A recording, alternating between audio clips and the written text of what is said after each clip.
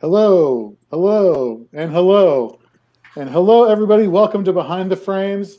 I'm your host, Jorge Edwards. Very excited to be with you again this week. Let me introduce my co-hosts. Got Aaron Pags, a.k.a. Fantasy Triage. How you doing, Aaron? Jorge, it's a beautiful night to say Fantasy Football Live's live. Nice. Got the podcast co-host, our Fourth and Frames podcast here at Fantasy and Frames. You got Nate Markham. Nate, how are you? What is up? Looks like that Brady Bunch reunion around here. Marsha.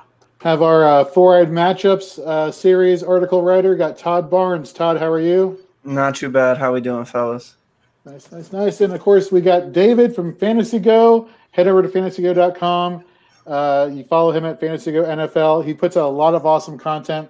If you're on TikTok, definitely follow them, Fantasy Go. Although I don't know if TikTok's gotten banned yet or not, but still keep using it. Still alive, Jorge. Still alive. Nice. David, you want to tell the folks a little bit about Fantasy Go? Yeah, Fantasy Go is a one-on-one consulting platform where you can find the team here at Fantasy and Frames and many more analysts. So check it out and get your draft advice and weekly one-on-one advice from your experts. Fantastic. Okay, so folks, I know the pandemic, the coronavirus. It is a concern for football going forward. But we here at Fantasy and Frames, we plan on treating everything as if we're going to have football, and we're going to give you the fantasy football content that you deserve, that you want, but more importantly, that you deserve. So definitely stay tuned with us. We're going to be putting out, starting on Monday, we're doing a really big thing here. We're going to be dropping everything you need to know about every division every day for the next 8 days. So what do I mean by that? On Monday, it's going to be our AFC North Day, where every single thing we've done over the course of the summer regarding the AFC North, we're going to be dropping on Twitter. We're going to be reposting. We're going to give you all plenty of opportunities, from learning about the quote-unquote boring players who are sneaking under the radar that you could pick up in your drafts that can help you win a championship, to the players in the division who really stand out per team, to IDP targets, to our podcasts going over the different divisions. You're going to find everything that we here have at Fantasy and Frames that'll get you ready for your drafts. This is draft season after all. And speaking of draft season, we all love our rankings. How's it hard? It's Aaron, you got a fan. Herschel Stalker. What's up, brother? Q. We call him Q-Berry. What's up, Q-Berry? He said, hey, not you. Yeah, well, touche. No, but what is it saying? So if you head over to fantasyandframes.com, we have now our rankings, our consensus rankings up on the page. When you read our articles, scroll down, you'll see our rankings there. Everywhere you need to look to find your rankings, to get an idea of who to target in your drafts. You can find all that information at fantasyandframes.com. Okay, this week, as we've been doing with our divisional previews, quote unquote, here on Behind the Frames, we're going to be looking at players in the AFC South, and we're going to be comparing them to players around their ADP, and just giving you an idea of who do we find as a good value, and who do we find as somebody who's kind of overpriced. Take this information, apply this to your drafts. But before we start talking about just players around the ADP, let's do a little talk about ADP and the importance of ADP, and also the importance of going and getting your guy. Aaron, you had a good point before in our pre-show meeting. Why don't you talk to the folks about that a little bit? Thanks, Jorge. I promise to keep this as brief as I can. ADP, average draft position. This is a groupthink experiment that fantasy football has hooked and has been being dragged by for years now. It is what the consensus drafter would do in your situation if they were on the clock, kind of deal. So every player has their own position. Now, this has some value, and we talk about it. We briefly mention it here and there on this show. When we're talking about ADP, we tell you when that position, what that number is on every player that we're talking about tonight and every other Behind the Frames episodes thus far. I want to be clear that ADP has its place, but I think that the place that it's at now is so far it's too high in your rankings. It's people are taking this and putting it above their own rankings. Now there you have to find a happy medium. You have to trust your gut. You've played fantasy football before. You know how to build winning fantasy football teams, and we've given you, some strategy articles. We've given you some basic knowledge that you can put together your own set of rankings, a list. Just jot down some players that you like, and then take a look at their ADP. If they're, a first or second or third rounder, then hey, I may not get that guy because those slots are very interchangeable. But when you get later into your drafts, ADP becomes like a chore. Like it becomes like something that is weighing on you, and all of a sudden now you are dumbfounded and frozen in your pick because, oh my God, this guy with a 6th round ADP is still sitting here in the 8th round. That must mean value. I mean, it may mean value to someone, but it doesn't have to mean value to you. You have to trust your own knowledge of the game and how you want to build your team. And I think we're going to talk about that more specifically about quarterbacks tonight, and then going forward, maybe a little bit more about how you can use your rankings and ADP combined to get the best draft possible. And that's the idea. Best draft possible, not necessarily the best value versus ADP. No, this is a very good point. I mean, there is a fine line between getting your guy when you feel comfortable and versus getting your guy when the industry tells you where you should get your guy. So that is something definitely to consider. And we'll cover that, I think, on our next podcast a little bit more. So stay tuned to that podcast being 4th and Frames, which if you're not subscribed to, go subscribe to it right now on Apple or Spotify. Rate, review, let us know what you think. Okay, with all that taken into consideration, let's talk about quarterbacks in the AFC South, and let's talk about where they're going in terms of their draft position. And let's just, Aaron, the topic you just discussed, we're going to hammer this home right now with this first quarterback. He's going in the 5th round, 58th overall. Talking about Deshawn Watson, averaged 22.2 fantasy points per game using FanDuel scoring. Going around players like Devin Singletary, Raheem Mostert, Terry F1 McLaurin, Stephon Diggs. What are your thoughts on Deshaun Watson? Deshaun Watson is the perfect ADP case for an early diss on what ADP actually represents to you. Deshaun Watson going in the beginning of the 5th round or end of the 4th round in most drafts, he is maybe like he's a consensus top 5 at least. The other quarterbacks going around him aren't that far off from him in ADP. Dak a little ahead, Kyler a little behind, maybe Russ catching up to them both. Let's just talk about Deshaun really quickly before we get to my point. Passing attempts per game. The last 2 seasons under Bill O'Brien with Deshaun, 14th and then 9th. Plays per game, 5th and then 1st in the NFL. But points per game, 28th and 21st. Not a lot of points there. But I'll tell you what the Texans lack in offensive prowess around the goal line, Deshaun makes up for in the rest of the field. He's an elite passer that people don't know about. His completion percentage, 67.8, elite. His rushing attempts in the last 2 seasons, 181 of them for almost 1,000 yards. That is elite at a quarterback level. His offensive line, not great, but 62 sacks 2 years ago, only 44 sacks last year. Of course, DeAndre Hopkins is gone, so now somebody has to fill that wide receiver 1 role. That's the big question mark about the Texans. Deshaun Watson is not the question mark about the Texans here, Jorge. No, I where he's going, you have a couple of running backs in question.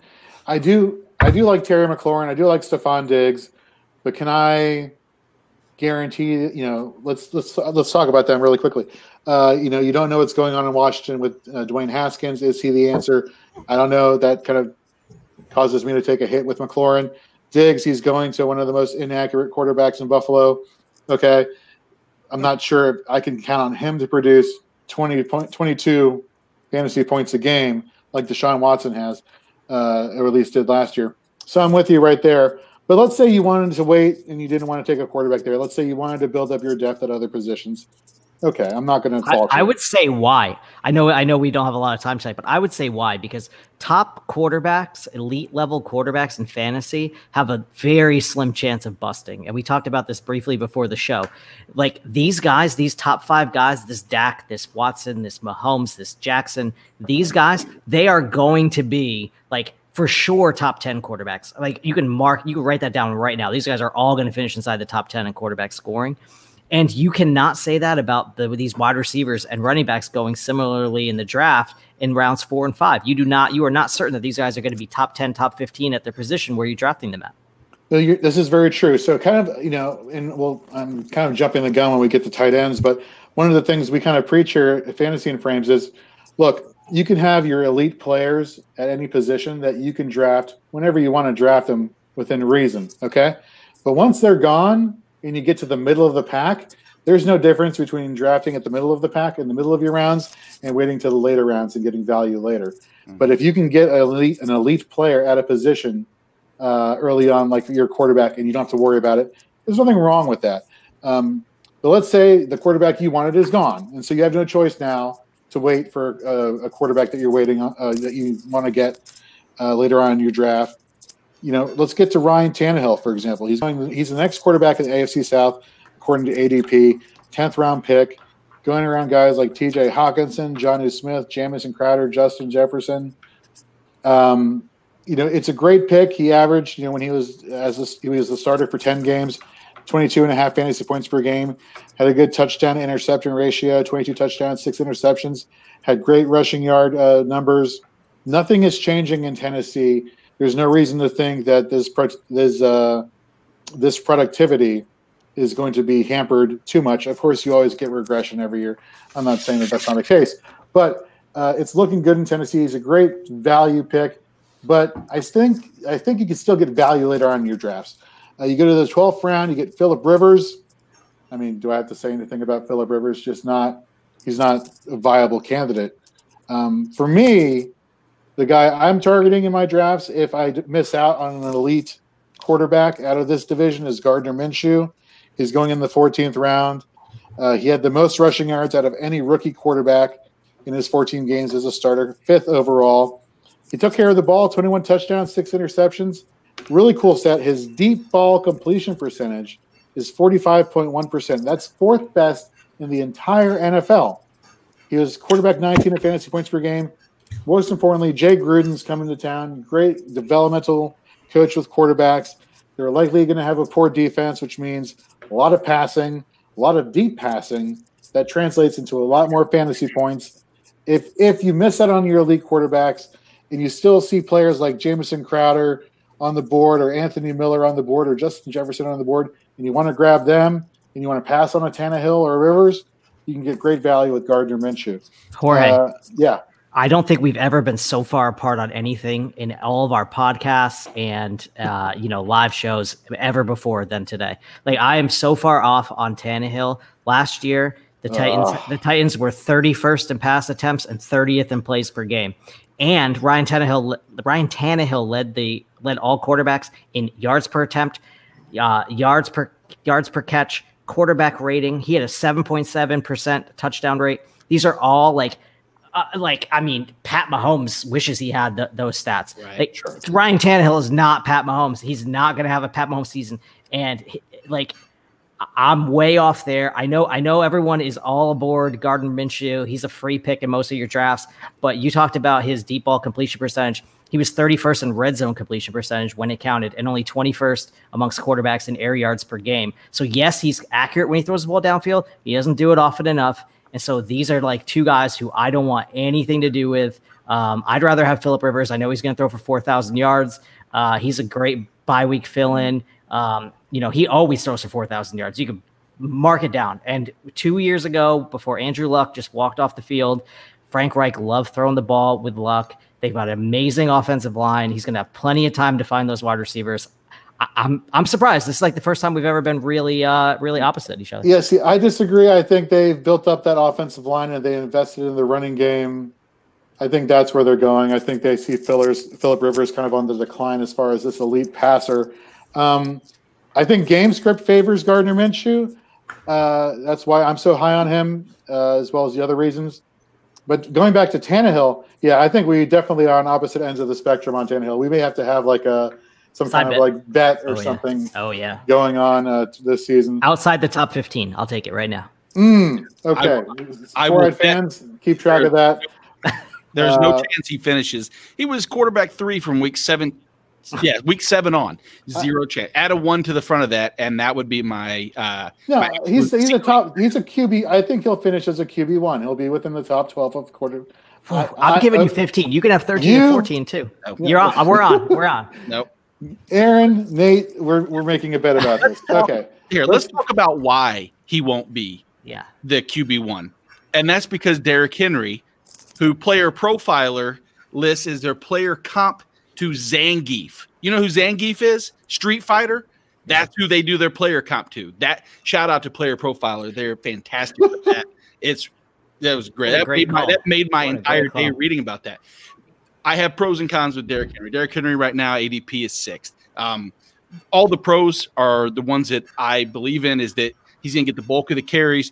Every superlative as far as what you want with your first round, floor, he's there. It was even without Tannehill, he wasn't outside too far of the RB1 conversation. But with Tannehill, you look from week 7 to 17 on, he was the RB2 behind Christian McCaffrey. Go back to 2018, the last 4 weeks there. You continue that on. There's nobody besides Christian McCaffrey that was better than him. My concern with Derrick Henry, if there's any, I would draft him at 6 right now where he's going, is the loss of Jack Conklin. Jack Conklin, their right tackle, pretty significant loss for one main reason is he was PFF's 9th rated run blocker in all of football last year. And Derrick Henry, who was number 1 in yards created a lot of those yards behind the right side. To be honest, that's the only reason I think that the 1,500 yards that he had last year might regress just a little bit, simply because of the offensive line of Conklin specifically. But pretty surefire way. I mean, if you look at, you want just total attempts, he had over 300. Only other, 2 people had 300 plus attempts last year. The receptions actually and targets, that's the knock on him, right? That's what everybody says. They're like, oh, he's not involved in the passing game. And that's true. No one's going to deny that. I'm not going to deny that. But if I want to throw us, a statistic that I realize when the numbers are real small, the 30%, the 20% sounds a lot better than what it actually is. But his targets have went up 30% from year over year, from 18 to 19. His receptions went up 20%. I love this take. This is vintage Nate Markham right here. That is 6. Now, I'm not trying to fool anybody, but obviously we want to see increase. If you believe Darrington Evans is going to steal anything, I'm not too concerned with him. He was great at Appalachian State, but not really worried. Moving on past Derrick Henry, unless someone has anything negative to say about Derrick Henry. David, you haven't said too much today. Todd? No, I actually am really high on Derrick Henry. I would take him as high as 2 or 3, to be honest. Everyone talked about the catching, and he's not catching passes out of the backfield. I don't give a crap. The guy's getting the ball 30 times a game. He's absolutely feasting. As the fantasy footballers call him, the Tennessee Derrick Henrys. I mean, I personally think Ryan Tannehill got a lot of money to hand the ball to Derrick Henry. He's the kind of guy, if you give him 20-plus touches, he's going to get you 100 yards and probably a touchdown. He had the most rushing attempts last year, second most touchdowns, only behind Christian McCaffrey. So, yes, I absolutely believe in King Henry for sure. I would take him – realistically, I'll probably take him at 3 or 4. It's a toss-up between him and Kamara. But yeah, he's definitely worth the ADP in my opinion, especially at 6. Yeah, if Derrick Henry falls to me at 6, 7, I'm jumping all over that all day, every day. Happens in a couple drafts, and I love Derrick Henry. I mean, he gets the ball, like David just said, he gets the ball 20-plus times a game. It's a guarantee. And, when you get the ball that many times, just so happens you fall into the end zone majority of the time. Exactly. Now, unless Ryan Tannehill starts throwing the ball 40 times, Jorge, never going to happen, my friend. Never. He doesn't need those attempts. He does. Yes, he does. He's not going to average 15 yards per reception. Doesn't matter. They're going to stick with what works. It's fine. There's a reason why we're talking about Derrick Henry for 6 minutes, and that's because who the hell wants any piece of the rest of the backfields here? And volume dictates success. And if I'm looking at another player within the AFC South, we go to Jacksonville, who is obviously Leonard Fournette. ADP's at 37 right now. He's running back 17. I got to tell you, Fournette has taken that strange kind of weird ascension and then dissension for me this whole season. Like I really didn't want anything to do with him. And I started digging a little bit deeper. And I realized that the biggest concern I have is that Jacksonville doesn't want him there. And when a team didn't want a player, that gives me reason to be concerned. They've gone past that now. They brought in Chris Thompson. I'm really not too overly concerned with Chris Thompson's overall, role in that offense. Neither is Leonard Fournette. Trust me, he's not worried about Chris Thompson. And everybody's worried about Thompson stealing all the targets. And they're saying Leonard Fournette, who last year had 100 targets. Fantastic. Obviously, that's not going to stay the same. I do believe that comes down, but let's say it's a 30% drop. Let's say he gets 70 targets and Chris Thompson eats up some of them if he's on the field. That's a huge if. Because Chris Thompson, Leonard Fournette's missed time. He's missed 9 games of the last 3 years. Thompson's missed more. So Chris Thompson, who I do, there's concern for him, getting some of the receptions and third down work. I'm not too overly concerned. I mean, there were only 4 running backs last year with 100 targets, and he was one of them. His 75 receptions with 0 touchdowns, mind you. 0 touchdowns on 75 receptions. How old, Todd, what year were you born?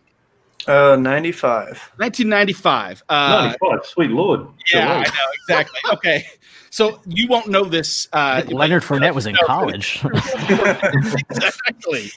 1986. That was the last year that a person had 75 receptions without a touchdown, and that was like Roger Craig. So the regression in a positive form has to be there. Mind you, this is a guy who was RB9 last year without touchdowns. I'm not sitting here banging the Leonard Fournette drum, but I'm looking at the, an ADP of 37. And if you're at the turn of one and it's coming back and you take that random wide receiver, which I hate. I love loading up. Fournette is a very, very safe 3-4 turn to take as your RB1. I mean, I'm not surprised that here's another little Gardner Minshew little statistic. Gardner Minshew, you shouldn't be surprised that the ball will go to Leonard Fournette. Gardner Minshew had a 36% target share to his running backs in college. He likes dumping the ball to his running backs. It might not be the largest of sample sizes with Washington State and his last year with Eastern Carolina, but that's what he has historically done. He likes giving the ball to his running backs. If that's Chris Thompson, if that's Leonard Fournette, that might be one little thing to dig in and say, okay, maybe the receptions will be there. Again, we don't need the receiving touchdowns or even the receptions to necessarily be there for him to return value, but it helps. And at RB 37, I'm 100% there. Any questions on Leonard Fournette? Love, hate? One thing I would say is whoa, all right. Under Jay Gruden, no running. He's never had a running back rush for over 1,100 yards. Last season with Chris Thompson, they had 5 games together, I think, and I think he averaged seven targets a game. So I mean, we say that Chris Thompson won't affect Leonard Fournette, but like you said, even a 30% drop off is pretty significant. And then the fact that Jay Gruden's, he's been in the NFL a long time, never had a rusher go for over 1,100 yards. That's a little bit significant. It's Leonard Fournette, but that is something just to take in consideration. There is. My biggest concern with Fournette would be game script. And their defense is going to be historically bad. I believe that's what it is. Vegas projects them to be the worst team in the NFL. That's not going to be the worst. They're not going to be the worst team in the NFL if their defense is great. It just doesn't work like that with the running game. So that is my concern, is that the game flow takes him a little bit out of that.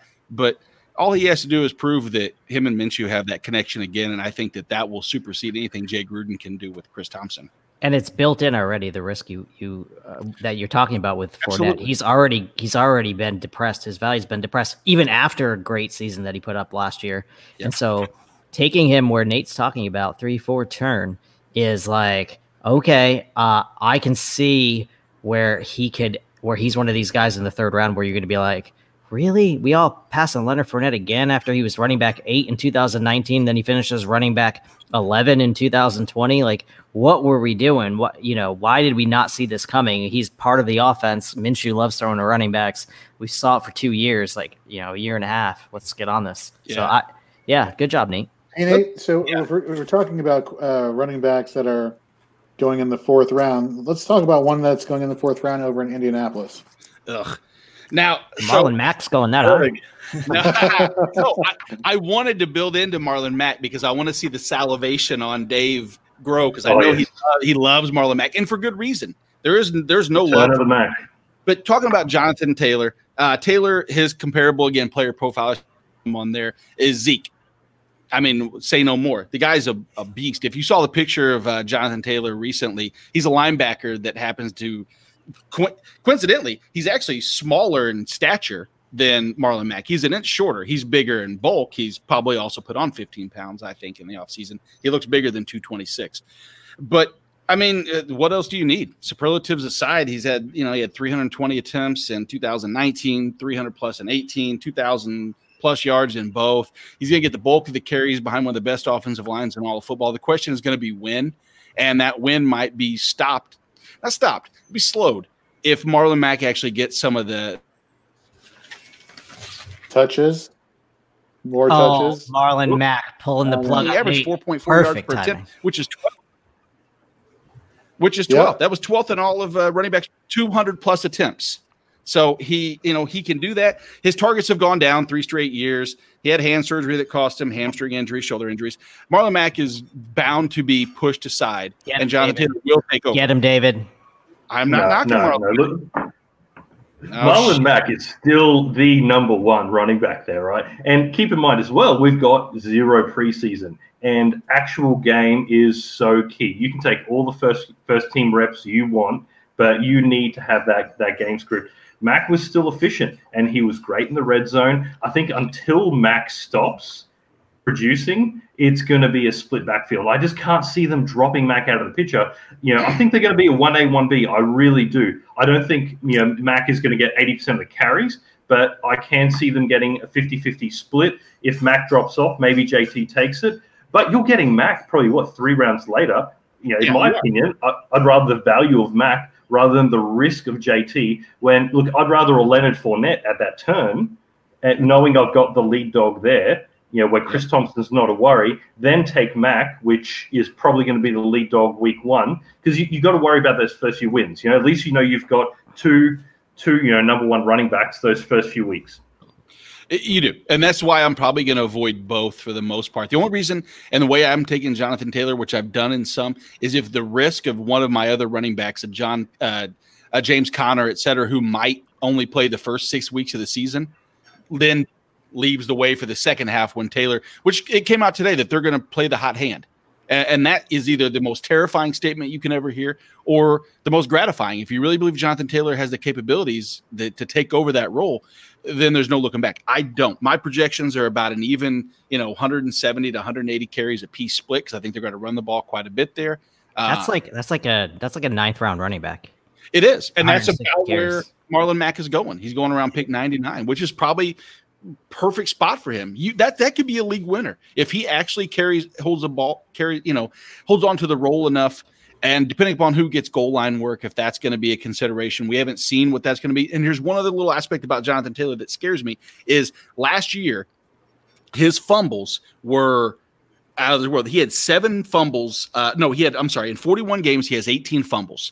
If you prorate that to an entire NFL season, that turns out to 7 fumbles, which would have led the NFL last year amongst all running backs. If he fumbles the ball early, a hot hand is not going to get him the touches if the hot hand obviously drops the ball. That's the only concern I have about Jonathan Taylor is the fumbleitis, because that's not a situation when you're a pound the ball, run and play defense type scenario. So the only other running back in the AFC South, and everybody, I don't know what to think about it. I find myself, David Johnson is sitting there at pick 53 in every draft that I've ever had.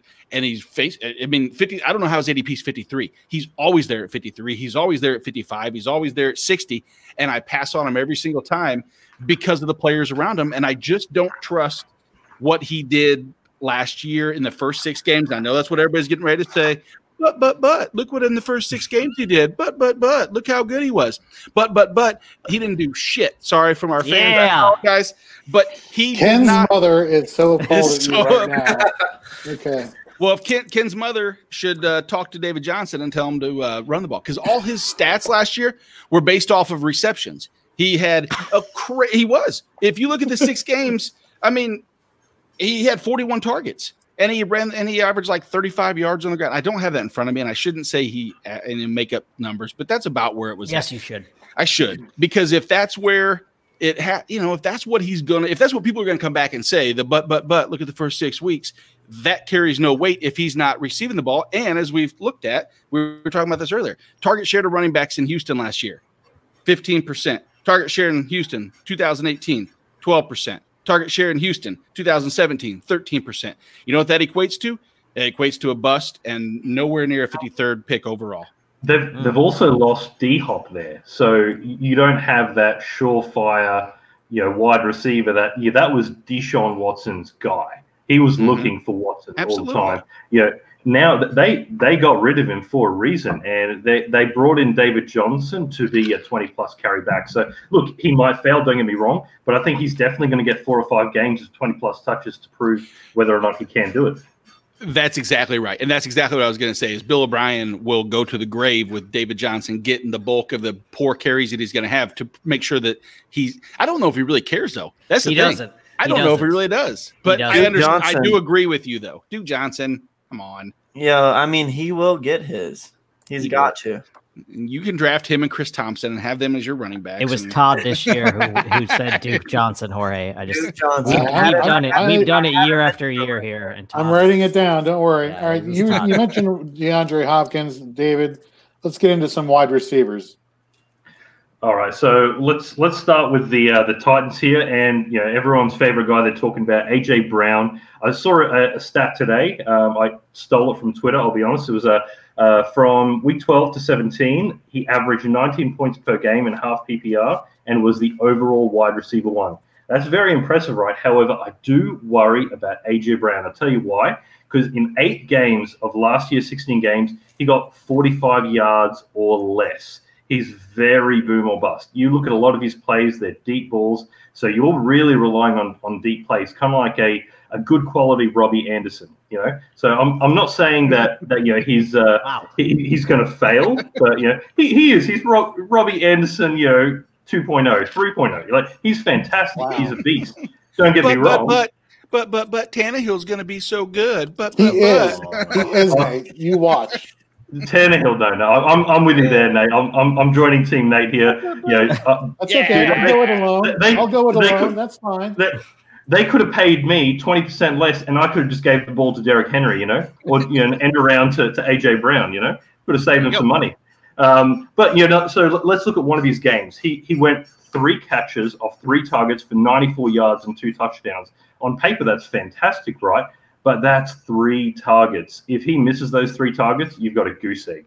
So I'm just a little bit worried. The last stat I want to say with him is there's only 4 games where he got more than 4 receptions. So, yes, he's incredible talent. I do believe in him, but I just don't believe in Ryan Tannehill and his accuracy and that he's going to get the volume there. He had less than 100 targets last year. I know at the end of the year he came in, but I don't know if I believe him. To his credit, the only other competition he has there is Corey Davis, and Corey Davis is the crazy ex-girlfriend, right? You look through a couple of photos and you go, you know what? Maybe I need to give her another chance. We had some good times, didn't we? But then you look through your text messages and go, oh man, she was a psycho. What was I doing? I need to drop her. So that's Corey Davis. I'm not trusting Corey Davis. So that wide receiver core is all AJ Brown, but I'm just very worried about a boom or bust that you're getting probably in the 3rd round. That's a very good point. Let's shift over to Indianapolis now. What are your thoughts on some of the wide receivers there? So, the only guy I really care about is T.Y. Hilton. It's tough because he is getting older. I believe he's 31 now. And last year, he didn't have the best stats, 501 yards, and he did get 5 TDs, which was good in 10 games. He was playing hurt. I believe in Philip Rivers. He loves passing the ball. As you said, Aaron, he's going to go for over 4,000 yards. I think he's going to be looking for T.Y. Hilton.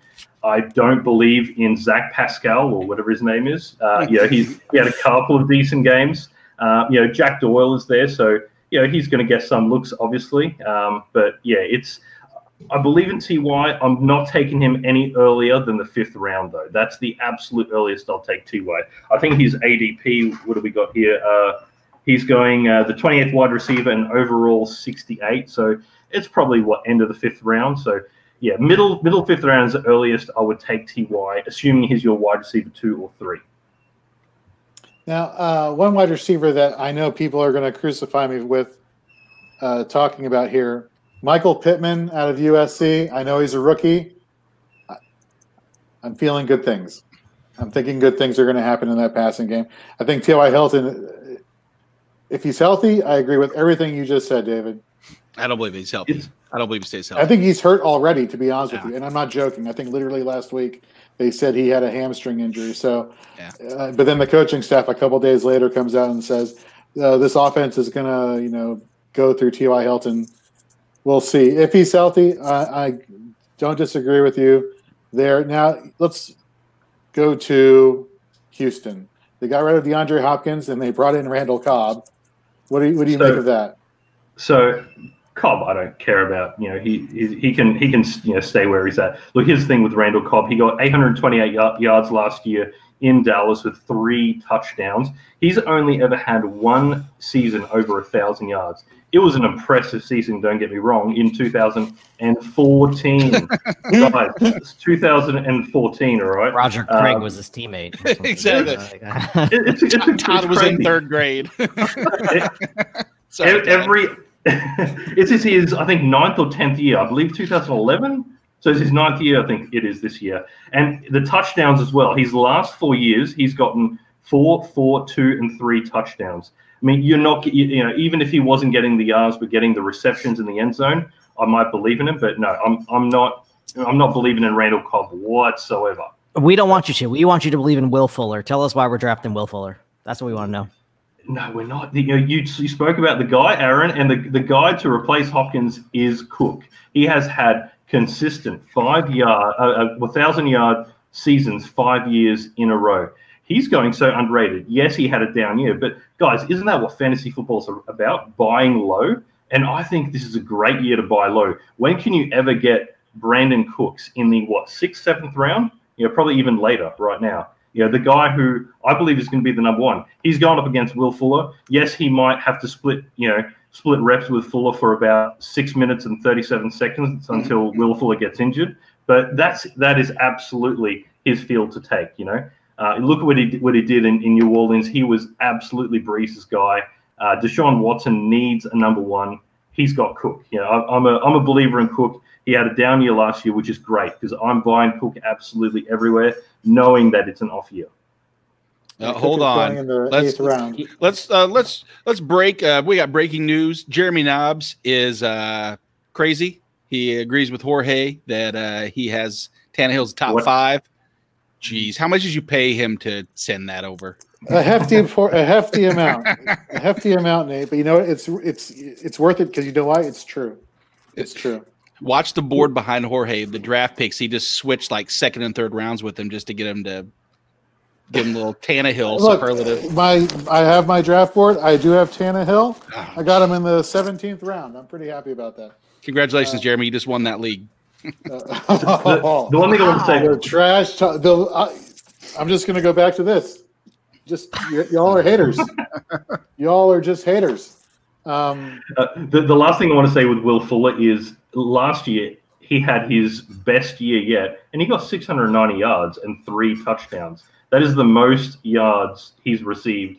He's gotten in his career. I mean, I'm just not that crazy about a guy in his 5th year who hasn't exceeded 700 yards, He's like the 35th wide receiver off the board. So this is my case for Will Fuller. I'm going to make it really quickly. What other wide receiver 35th, in that 35 to 40 range with like Edelman, Kirk, Slayton, Hardman, Emmanuel Sanders, that type of group. Which one of those guys is going to go off for 50 points on any given week? None of them. Well, None of them. He's gone around. He's gone around the same time as Julian Edelman. Now, albeit I'll take Julian Edelman over him. After him is John Brown, Brandon Cooks, his teammate Marvin Jones, Darius Slayton. I would take all of those guys. Is this because of the injuries? Because Wolf, 11 games he had 700 yards. I mean, put 5 more games on there. He's an 1,100-yard receiver. Yeah.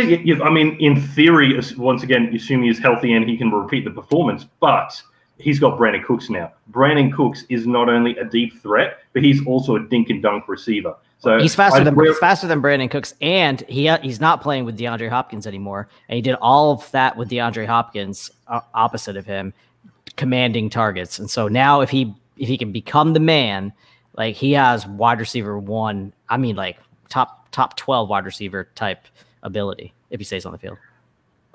So do you think he's going to take the number 1 and Cooks is going to be at number 2? I just think if Fuller's on the field, he's the only wide receiver that's returning to the room from last year with Watson. So they already have this connection. In those 11 games, he put up almost 700 yards receiving. Some of those games were like mega games, man, like 200 yards receiving, 150 yards and 3 touchdowns. He has elite speed.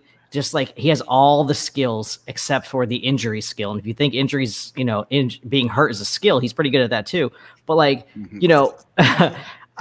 if he stays on the field, and I only have to pick him in the 8th or 9th round of my drafts, holy wow, man! I got one of the best wide receivers in the game. But doesn't that show his boom or bust ability? So if he's had a couple of games of 200 yards, and last year he got 690 yards, you're talking about 300 yards spread over those remaining half the 8th and 9th rounders in your league will be dropped at some point in the season.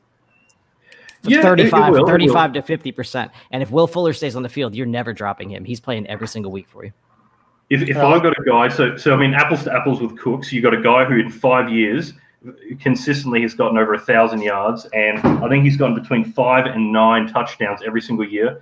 Excluding last year, he had an off year. If I got a guy who's performed for 5 out of 6 years, and Will Fuller, who's gotten his best performance at 690 yards and playing 10 games, I just want that consistency. I want the guy who's done it before, Mm-hmm. But anyway, that's let's quickly shift over to Jacksonville.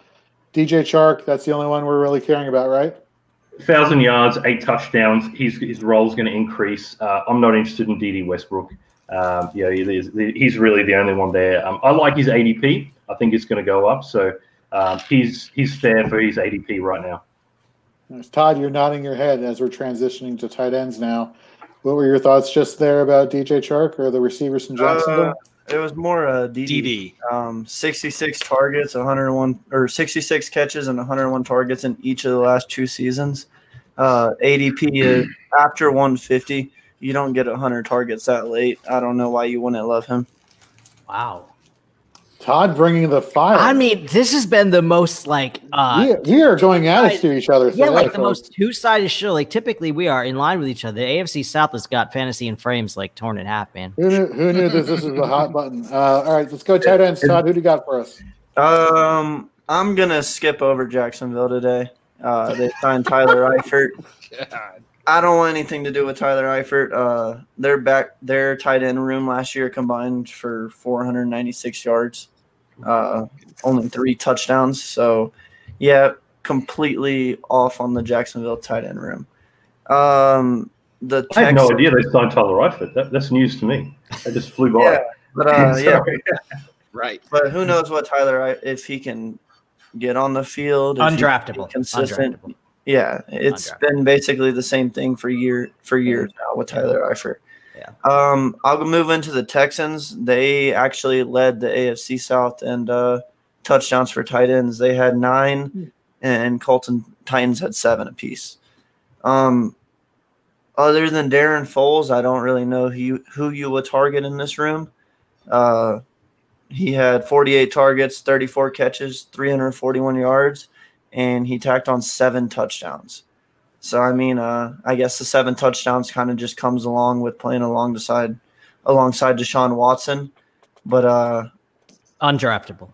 Yeah, he didn't pop up inside the Fantasy Pros top 300 for ADP, so that's why I'm quickly passing over those two groups. Nice. I'm gonna save the tight end I like the most for last, so I'll go into the Titans with Jonnu Smith. Ooh. He had 44 targets last year, 35 receptions, 439 yards, and 3 touchdowns. He has an ADP of 136, and personally, is just a little too high for me. Even the 11th round. Wow. Okay. Love it. Love it. Piece of. I mean, personally, I'm just going to go ahead and switch right over to the Colts right now. And this is and amazing. Jack Doyle. He has an Heat. I love it. Yeah, he has an ADP of 155. And personally, I'll just go ahead and I'll take Jack Doyle over Jonnu Smith. I know Jonnu Smith is young and athletic, but I mean, Jack Doyle is 2 years removed from a 100-target season. And that's not very heard of among tight ends. In 2018, he only played 6 games but had 33 targets and 26 receptions. Eric Ebron, though, had 110 targets. Last year, their tight end room took a pretty big hit. The top tight end dropped about 50 targets compared to what they had been in the last 2 years. But I just kind of want to touch on what the top tight end has done with Phillip Rivers in the last 5 years. Over the last 5 years, Phillip Rivers' top tight end has averaged 47.4 receptions, 548 yards, and almost 5 touchdowns. This is the real heat right here, man. Just saying, I mean, Jack Doyle is looking like a pretty good target for 500 yards, almost 50 receptions, and close to 5 touchdowns from the tight end spot. I'm going to put you on the spot, top 12 or not top 12. Ooh. He's right now being drafted as the 18th tight end. 18th tight end. I have him outside. I probably have him more like my 15 range. So no Jonnu with Ryan Tannehill, who I think is going to be fantastic this year. Has no love. That's crazy. No love for Jonnu today. Show for the age. Unreal. Okay, folks. Well, we just lost David. David had to go. That's how much you offended David in his. But he doesn't like Dede, and Dede is going after both those tight ends and has over 100 targets in each of the last 2 seasons. Just so you know. David, you lost it there. We were like, lost you for a second. Yeah, no, all the Tannehill bashing. I can understand why. I know, it's just enough. I had enough. Yeah, no. Okay, well, that wraps up our episode today. We got one more division to break down for you, which we'll do next week, talking about the players that are on their ADP. I want to thank David from Fantasy Go. I want to thank Todd, Nate, Aaron. Follow all these people. You see their Twitter handles. Fantasy Triage, Nate Markham, Todd1006, Fantasy Go, NFL. I'm Jorge Edwards. We'll catch you next week, folks. Let's go Blues.